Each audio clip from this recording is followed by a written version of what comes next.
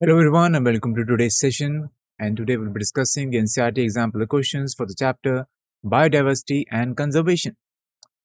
This is the part 2 of the lecture. This is the disclaimer. Okay. So today we'll be discussing the NCERT example questions. So these questions have been divided into these following categories. Okay. So we have multiple choice question, very short answer type question, short answer type question, and long answer type question.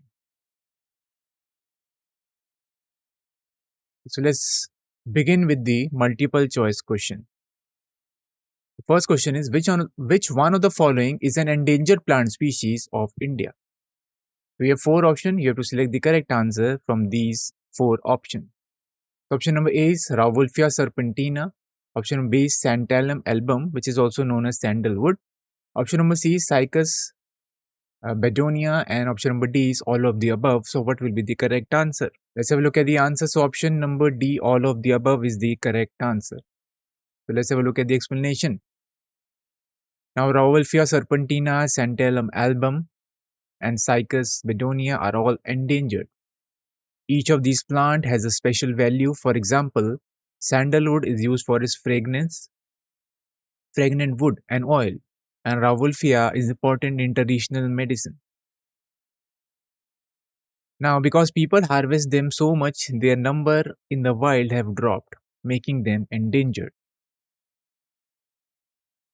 Okay, so these plants, they have high medicinal and commercial value, leading to their over harvesting and habitat destruction. Next question, what is common to Lantana, Icornia and African catfish? Let's have a look at the option. Option number A is all are endangered species of India. Option number B, all are keystone species. Option number C, all are mammals found in India. And option number D, all the species are neither threatened nor indigenous species of India. So what will be the correct answer? So option number D is the correct answer. All the species are neither threatened nor indigenous species of India. Let's have a look at the explanation. So all the above mentioned species, okay, in the question are neither threatened nor indigenous species of India. Lantana, Icornia, and African catfish all are alien, or you can say they are the exotic species. Okay, so these species are invasive and have an harmful impact, resulting in extinction of the indigenous species.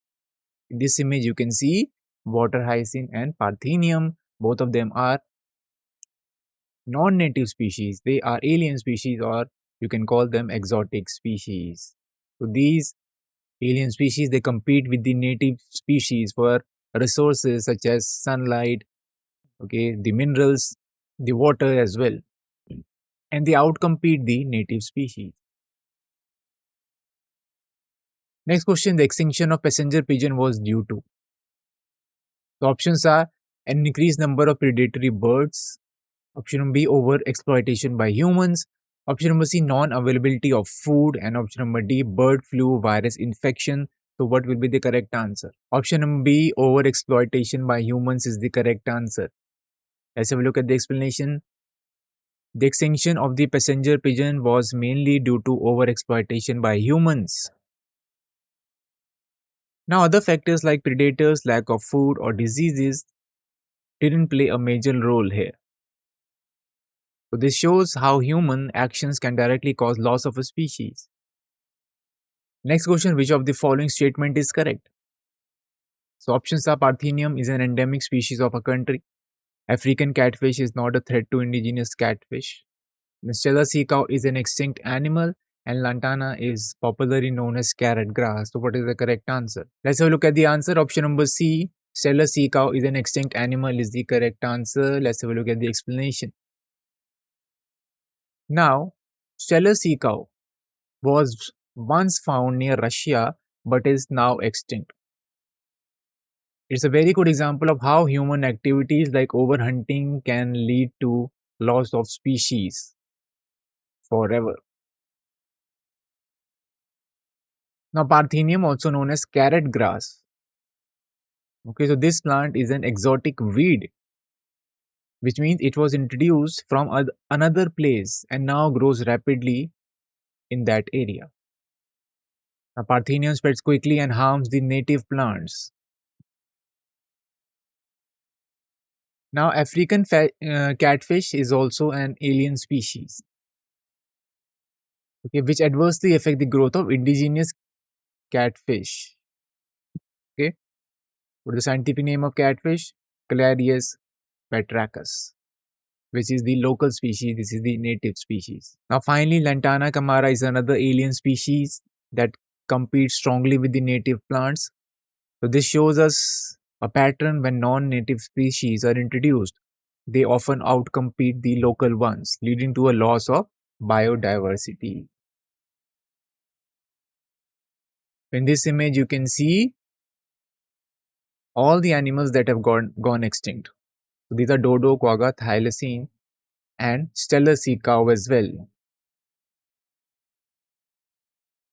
Next question, among the ecosystem mentioned below, where can one find maximum biodiversity? The options are mangroves, desert, coral reefs, and alpine meadows. What will be the correct answer? The option number C, coral reefs, is the correct answer. Let's have a look at the explanation.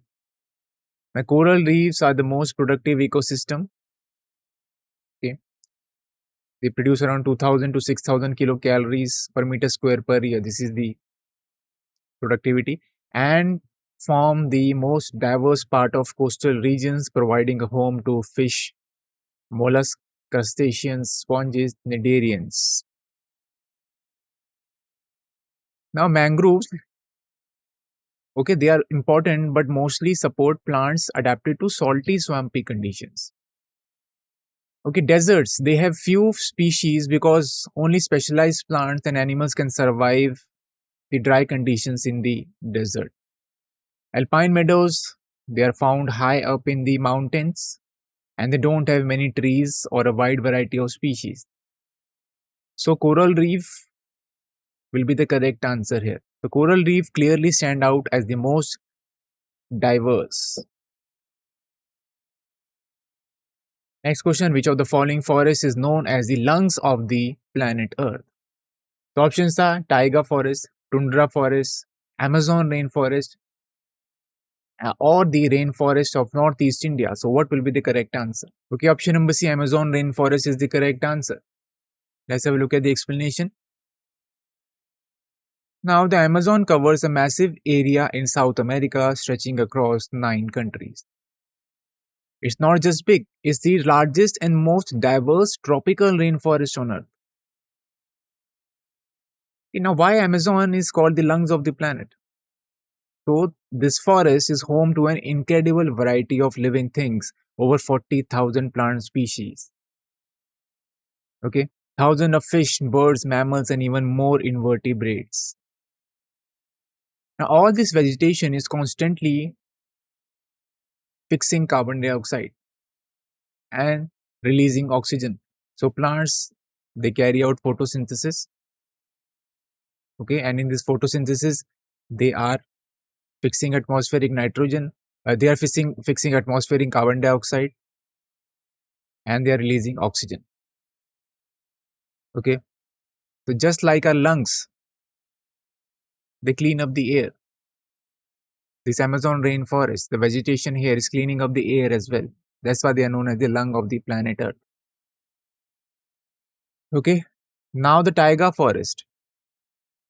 This is the largest land biome and stretches across the northern part of the world.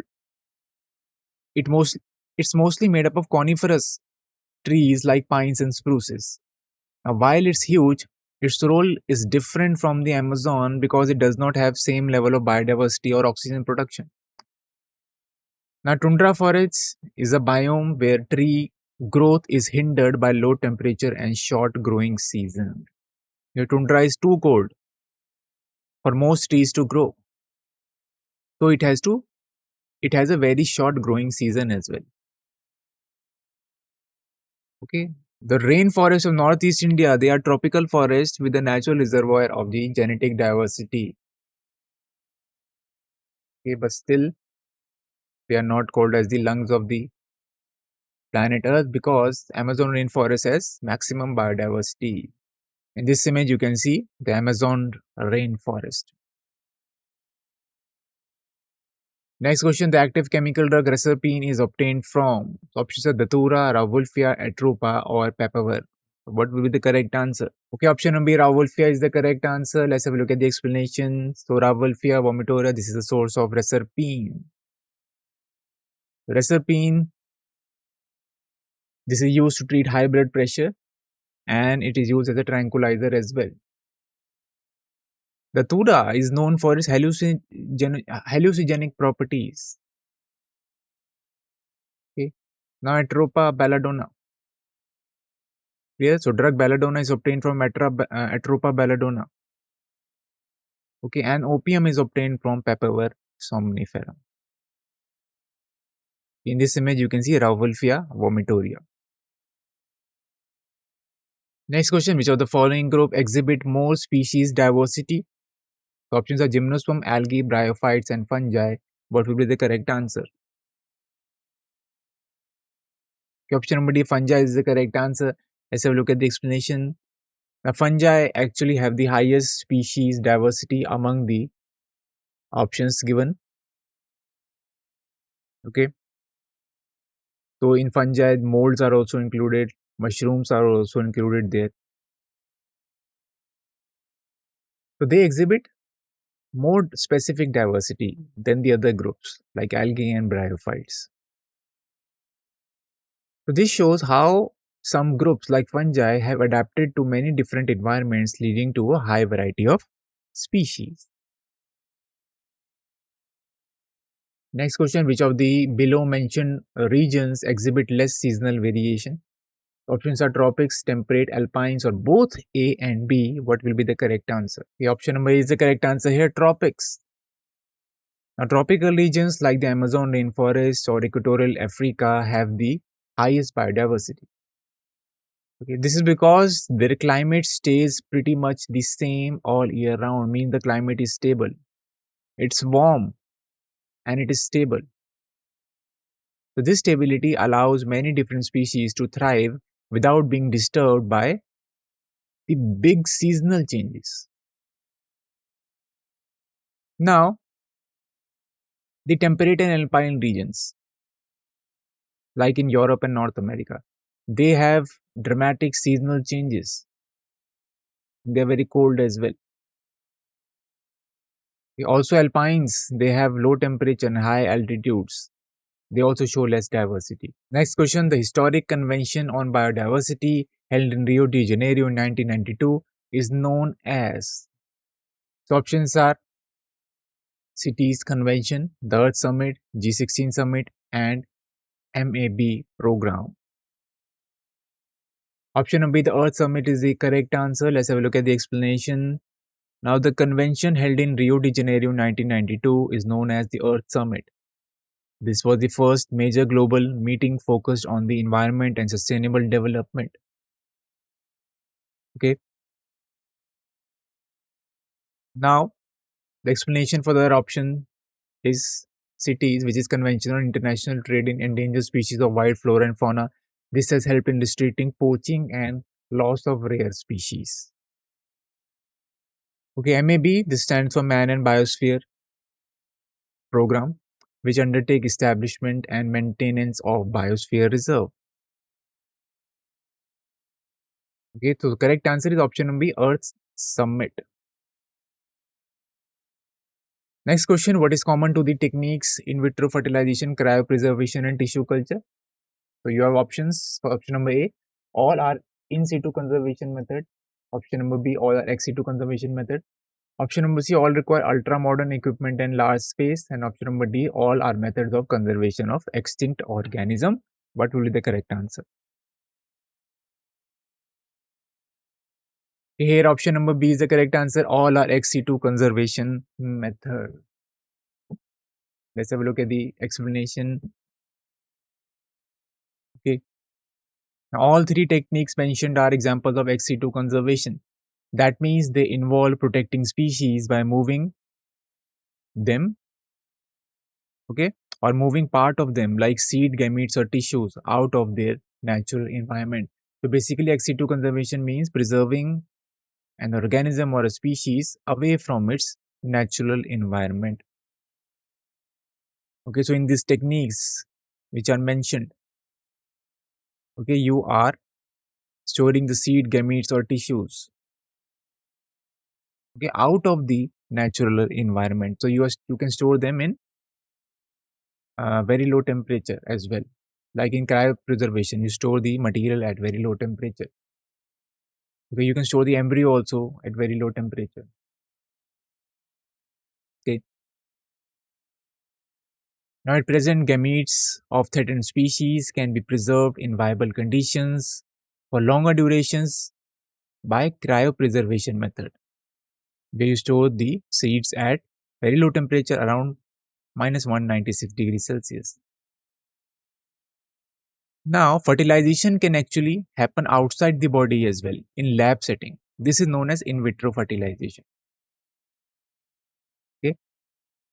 We can also use tissue culture, which is basically plant breeding technique to grow new plants from just a few initial plants. So here in tissue culture, we are using an explant to produce an entire new plant. Now let's discuss very short answer type questions. The first question is, how does species diversity differ from ecological diversity? So let's have a look at the answer. Now, species diversity refers to the number and distribution of species in an area. It is expressed in terms of number of species per unit area and also as number of individuals of different species in an area. It is expressed in terms of number of species per unit area. Okay. And we have also discussed it can also be expressed as number of individuals of different species in an area. Let's talk about the ecological diversity. It is about the variety of ecosystems or habitats in a region like forests, grassland, rivers, and oceans. Okay, so while species diversity is about the variety of living things, ecological diversity is about the variety of places where life exists. Okay, so ecological diversity it is related to different type of ecosystem habitats. For example, terrestrial, okay, which include forest, grassland, and aquatic ecosystem, which include freshwater and marine ecosystems. So in this image, you can see type of biodiversity. So basically, we have three kinds of biodiversity: genetic, species, and ecological diversity. Okay, you can also call it as ecosystem biodiversity because there are different ecosystems present in a same area. Okay, in an area you have different ecosystem. This is known as ecosystem diversity, or you can say it as ecological diversity. Next question: why is genetic variation important in the plant Rauwolfia vomitoria? Okay, so here they are talking about the genetic biodiversity here. Let's have a look at the answer. Now, plant Rauwolfia vomitoria is a source of drug reserpine, which acts as a tranquilizer. A genetic variation shown by this medicine plant might be in terms of the potency and concentration of the active chemical, which is reserpine, that the plant produces. Okay, so in different plants, the potency and the concentration of the reserpine is different. Okay, so within a same species, you can see this difference. Next question: what is red data book? Let's have a look at the answer.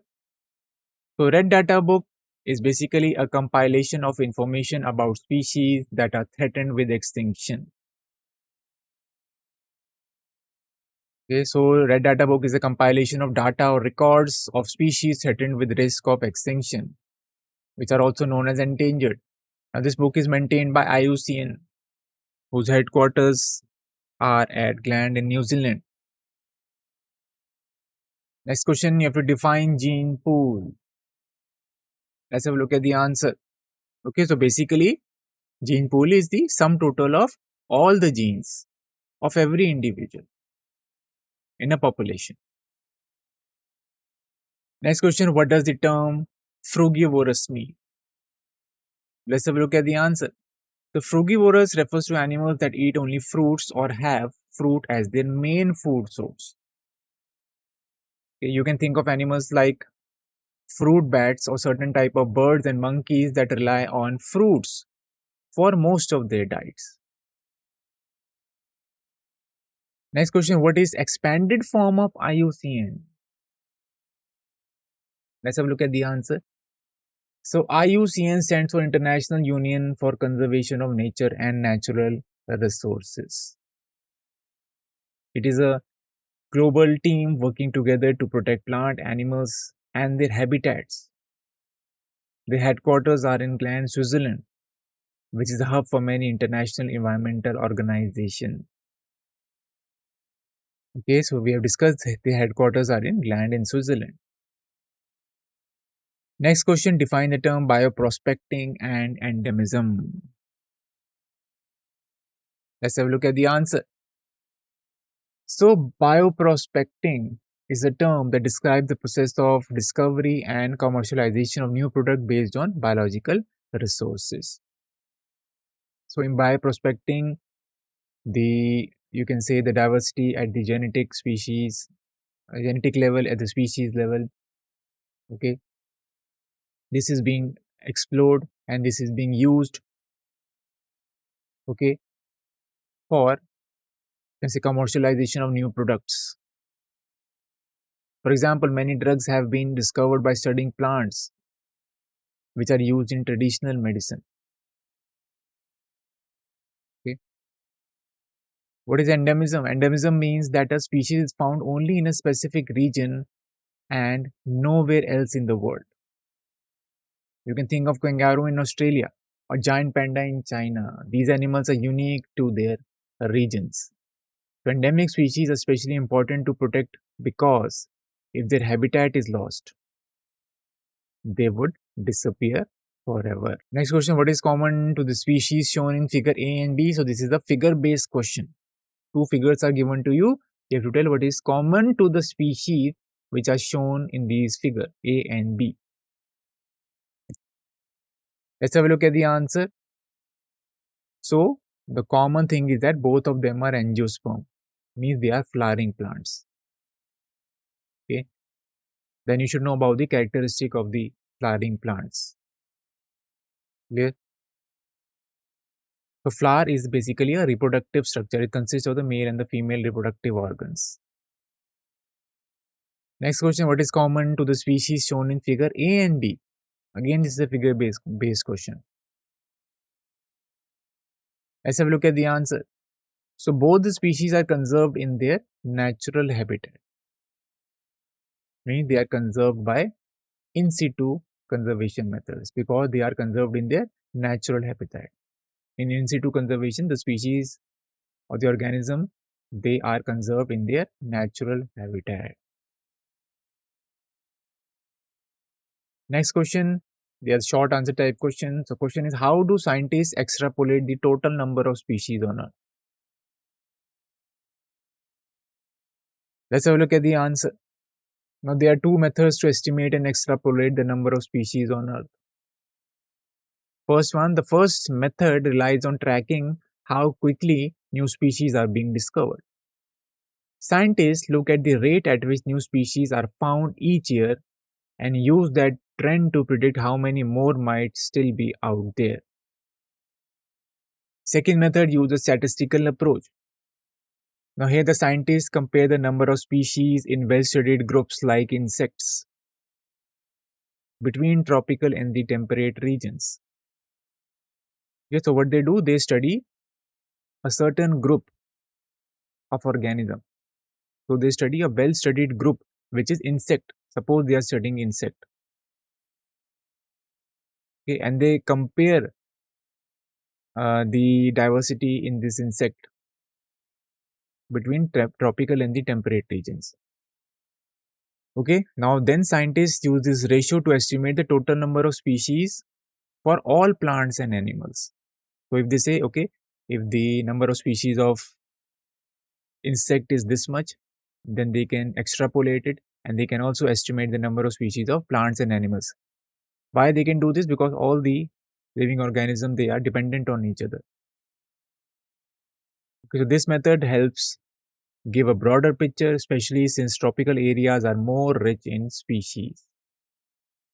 So, by combining these methods, scientists can make educated guesses about Earth's biodiversity. Next question. Humans benefit from diversity of life. You have to give two examples. Let's have a look at the answer. Okay, so humans derive numerous economic benefits directly from diversity of the organism. What are these benefits? For example, our food comes from biodiversity. Cereals like rice and wheat, pulses like beans, and fruits all come from different plant species. Another example is firewood. In many parts of the world, people still relies on wood from trees and shrubs as a primary source of energy for cooking and heating. Now we also get our fibers from plant and animals. Cotton and jute are plant fibers used for making clothes, while silk and wool come from animals like silkworm and sheep. Biodiversity also provides construction material. They provide we get timber from trees and this is used to make furniture, to build houses and to even create sports equipment. Many industrial products come from living organisms too. Things like tannin for leather, lubricants, dye, resins, and perfumes all are derived from plant and animals. These products are used in factories and everyday items. Now, medicinal plants are another crucial benefit. About 25,000 plant species are used in traditional medicine around the world. Many modern medicines also come from plant extract like aspirin. For example, aspirin was originally derived from willow bark. Okay, now there are huge intangible benefits that humans derive from the diversity of the life. Okay, so what are these benefits which humans derive from the biodiversity? Okay, first one, they get the pure oxygen. So plant produce pure oxygen through photosynthesis. Okay, so they are cleaning up the air. They are using the carbon dioxide. They are fixing the atmospheric carbon dioxide. Okay, and in the process they are producing oxygen. Now next one is natural pollinators such as bees, butterflies and birds. They help plant reproduce by transferring the pollen. So they help in pollination. If there is no pollination, there will be no fertilization and there will be no seed and the fruit set. The biodiversity also help control floods and prevent soil erosion. The plant root holds soil in place and forests act like sponges, absorbing excess rainwater. So this protects our homes and farmland from damage. Next one is nutrient replenishment. This is another key service. Different organisms help recycle nutrients in the soil, making it fertile for crops. Now, waste recycling is handled by microbes and insects. They break down dead plants and animals, turning them into nutrients that enrich the soil. Without these tiny recyclers, our environment will quickly become overwhelmed with the waste. Finally, biodiversity gives us aesthetic pleasure and mental peace. Beautiful landscape, diverse wildlife, and green spaces help us relax and feel connected to nature. Next question, list any two major causes other than anthropogenic causes of the loss of biodiversity. Let's have a look at the answer. Now, two major causes other than anthropogenic causes of the loss of biodiversity are. Okay, now the first cause is alien species invasion. Okay, so when alien species are introduced unintentionally or deliberately in a habitat, some of them can cause decline or extinction of the indigenous species. Next one is co-extinction. This means that when one species disappears, other species that depend on it can also go extinct. So loss of one species can trigger a chain reaction affecting the other species as well, which are dependent on that species. Okay, like plant pollinator interaction or host parasite interaction. Clear? Next question is what is an endangered species? Give an example of an endangered plant and animal species each. Let's have a look at the answer. Now, an endangered species is a population of organism which is facing a high risk of becoming extinct because now one reason a species might become endangered is if its population size is very low. Okay, now low numbers make a species more vulnerable because if there are some changes in the environment, then if the number is low, the species can go extinct. Another reason is the changes in the environment. For example, if the habitat is destroyed or the climate changes, the species may not be able to survive. Species can only survive if they adapt to the changes in the environment.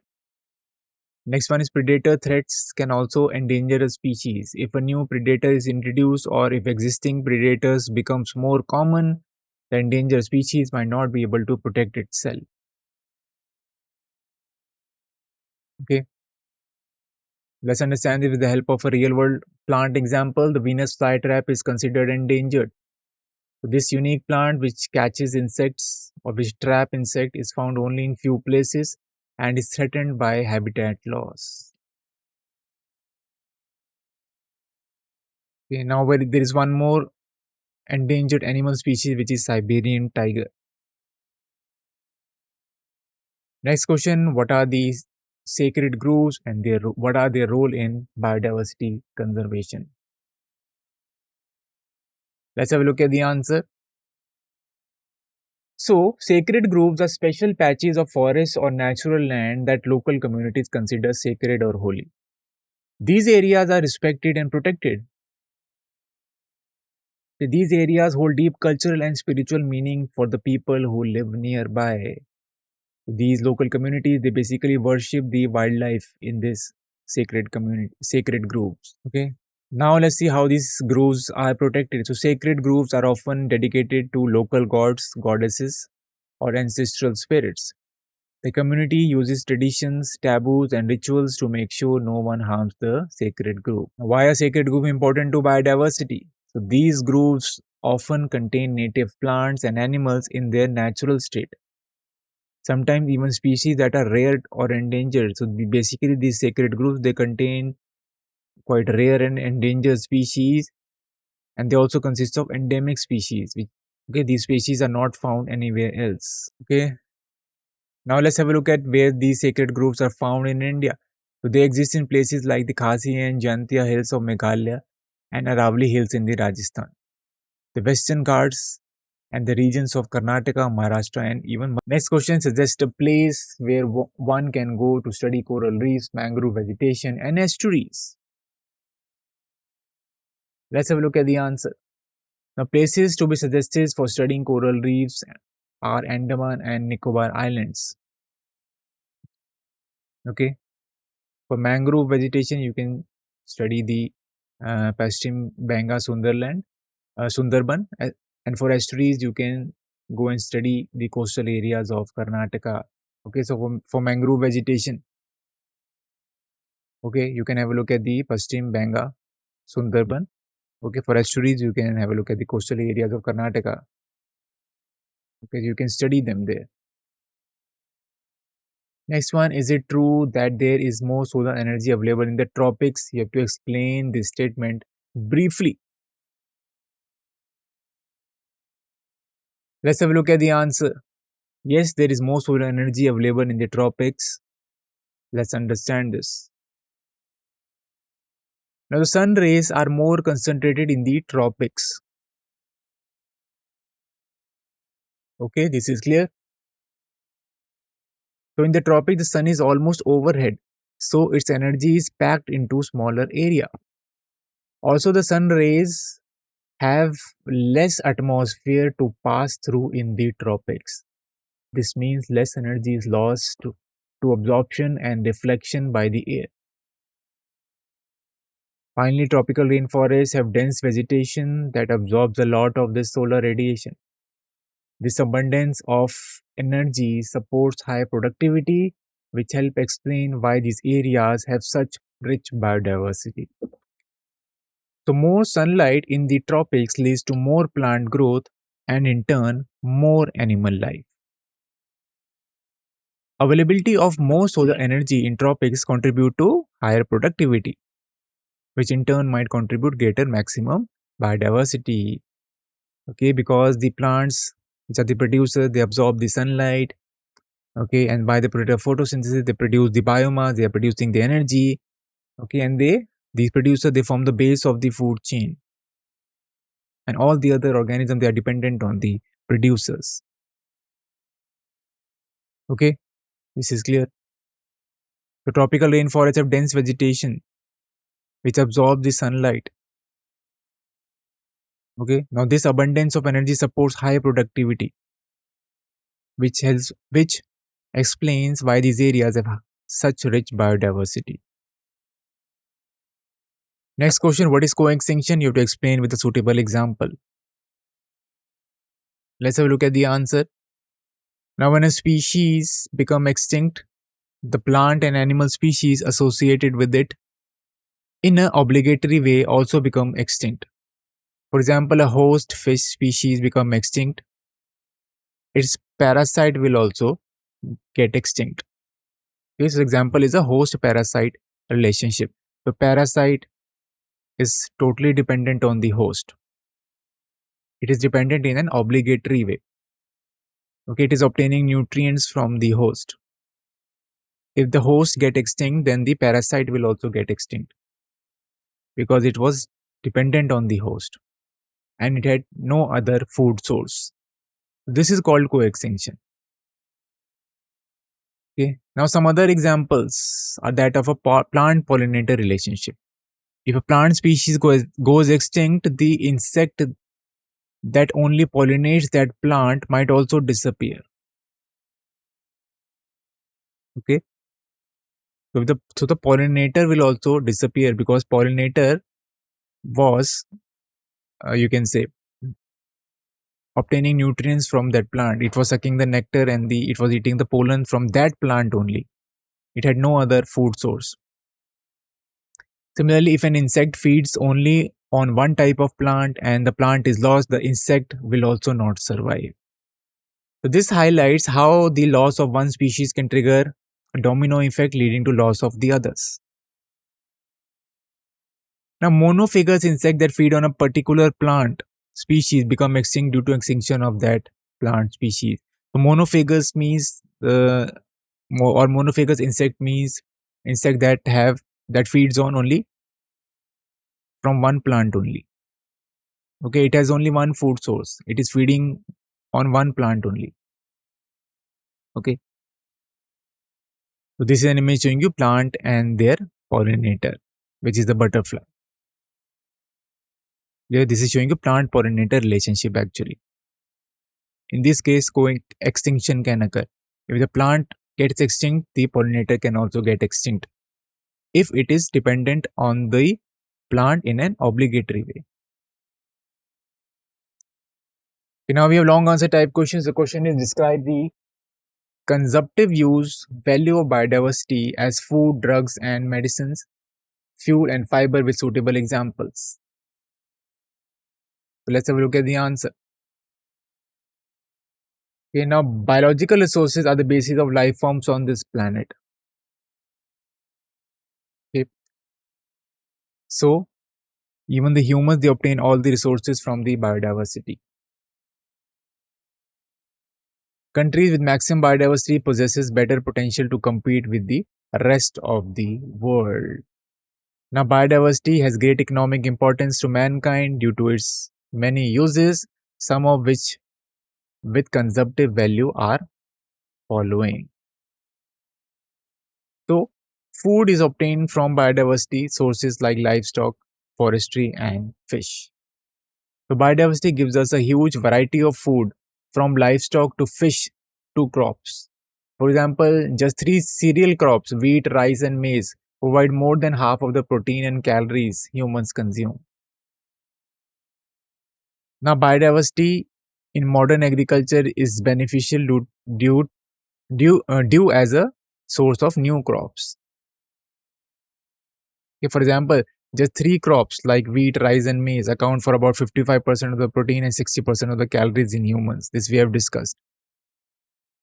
Now, drugs like morphine obtained from Papaver somniferum, quinine obtained from Cinchona ledgeriana, and recipe from Rauwolfia vomitaria, then belladonna from Atropa belladonna, ecotine from Ecotinum napellus, wintergreen and birthbark from Gaulatheria procumbens. They are derived from plants. Now, about 70 to 80% of the world's population relies on plants or plant extract for their medicine.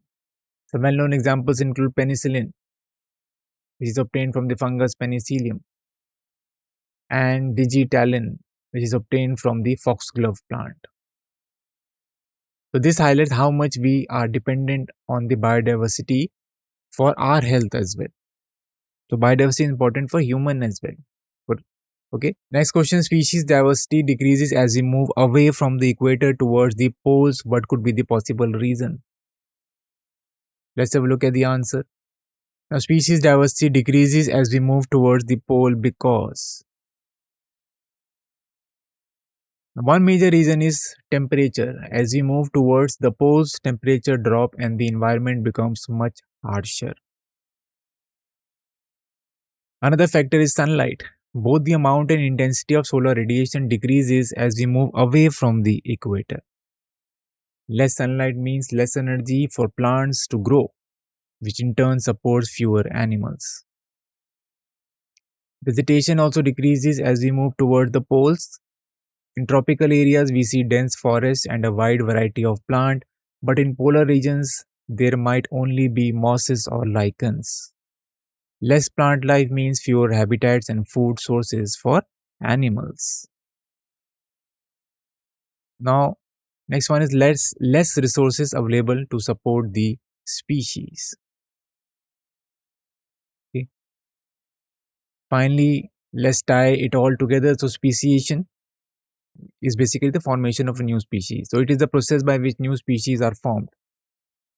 Okay. So, speciation needs time and stable environment, which are available in the tropical regions. Harsh and changing conditions, which are usually present near the poles, make it hard for species to survive and adapt. So fewer new species will arise. Okay, that's why biodiversity decreases as we move from equator to the poles. We remember the stable and resource-rich environment support more life and more diversity. Okay, which is why tropical regions are more diverse and there is more diversity at the equator. Okay, so this results in decrease in biodiversity towards the poles. So why? Because at the poles you have harsh environment. Okay, you have cold environment. Okay, and the environment keeps on changing, so there is no stability. So there is very less evolutionary time for speciation. This anime is showing you latitudinal diversity gradient. So you can see there is more diversity at the equator, and as we move towards the poles, the diversity keep on decreasing. Next question: explain briefly the river poppet hypothesis of Paul Ehrlich. Let's have a look at the answer. Paul Ehrlich, an ecologist, came up with the river poppet hypothesis. He compared each species in an ecosystem to a rivet in the body of an airplane. And just like every rivet helps hold the plane together, every species play a role in keeping the ecosystem stable. He compared each species with rivet in the body of an airplane. So what he said, that the airplane is the ecosystem and the rivet, they are the individual species. Okay. So what he said, his hypothesis explained that ecosystem to be an airplane and the species to be the rivets joining all parts together. Now, Imagine if every passenger on the plane took a rivet home. At first, it might not seem like a big deal, but over time, the plane becomes unsafe and could crash. Similarly, as more species become endangered and extinct, the ecosystem becomes less stable and more likely to collapse. Next question. The relation between species richness and area for a wide variety of taxa turns out to be rectangular hyperbola. Give a brief explanation. Let's have a look at the answer. Now, according to Alexander von Humboldt, a German scientist, when we explore a larger area within a region, we usually find more species, but only up to a certain point. Okay, so as we explore larger area, as we consider larger area, the species richness increase, but up to a certain limit. Then it levels off. Now, this pattern holds true for many groups like birds, bats, flowering plants, and fish. Okay, so accordingly, the relationship between species richness and area for a wide variety of taxa. Okay, such as birds, bat, and angiosperm aquatic fish. This turns out to be a rectangular hyperbola. Rectangular hyperbola means as you consider more area, initially the species richness will increase, but up to a certain limit. Now, the relationship between species richness and area can be shown as a straight line when we use a logarithmic scale. On arithmetic scale, it is rectangular hyperbola. On logarithmic scale, it becomes a straight line. Okay, clear? So at logarithmic scale, you get a straight line. So this means if we plot the data using log value, the pattern becomes clearer and easier to analyze. Okay, so the relationship can be, okay, the relationship at the logarithmic scale. Okay, we are talking about the logarithmic scale. So we get a straight line, and this can be described by the equation log s is equal to log c plus z log a. Okay, here S stands for species richness, A is area, and Z and C are the slope of the line, and C is basically the y-intercept. Okay, so Z is the slope of the line, also known as the regression coefficient, and C is the y-intercept. So this is an image showing you species area relationship. Okay, so here you can see on log scale you are getting a straight line, otherwise you are getting the rectangular hyperbola. Okay, so species area relationship is the ecological principle that the number of species in an area, which is species richness, it increases with the size of the area, but not linearly. Okay. Now, larger area generally support more species. So this relationship is typically plotted on a curve with species richness on the y-axis and area on the x-axis. Okay, so with this, we end this session. I hope all your concepts were clear. Okay, with this, we will be ending this session. I hope the session was quite knowledgeable for you. We'll meet you in the next session. Thank you very much for listening.